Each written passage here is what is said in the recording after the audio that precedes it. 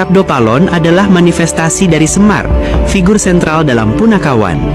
Semar bukanlah dewa yang tinggal di kayangan. Ia adalah entitas ilahi yang memilih turun ke bumi sebagai abdi, sebagai pembimbing para kesatria. Ia adalah simbol kebijaksanaan tertinggi yang membumi. Nama Sabdo Palon Noyo Genggong sendiri adalah syarat makna. Sabdo berarti ucapan atau firman, dan Palon adalah pengunci atau penjaga.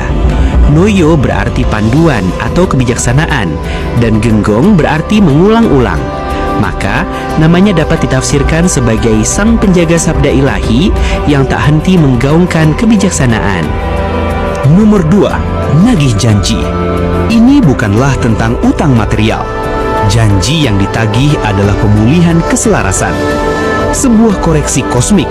Konsep ini sangat dekat dengan filosofi Jawa tentang cokro manggilingan atau roda kehidupan yang terus berputar.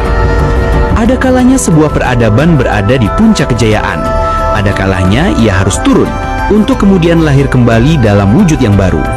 Nagih janji adalah momen ketika roda itu berputar, sebuah intervensi alam semesta ketika manusia sudah terlalu jauh menyimpang, merusak alam, menginjak-injak keadilan, dan melupakan asal-usulnya. Janji yang ditagih adalah kembalinya sebuah era yang menghormati keseimbangan.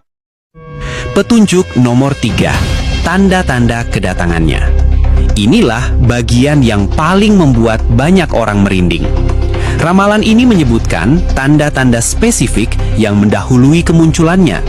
Gunung-gunung akan sering meletus, banjir besar akan melanda tanpa bisa dicegah. Pusat ekonomi kehilangan denyutnya. Para pemimpin akan bertindak culas dan moralitas akan runtuh dalam era yang disebut zaman edan.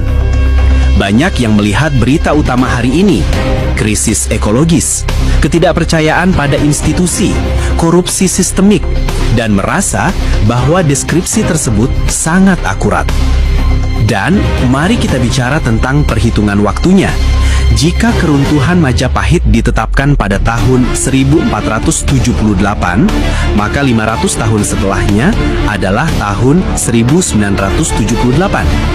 Banyak penafsir yang melihat periode akhir abad ke-20 dan awal abad ke-21, terutama di sekitar era reformasi di Indonesia, sebagai periode gegar yang menjadi gerbang menuju pemenuhan janji tersebut.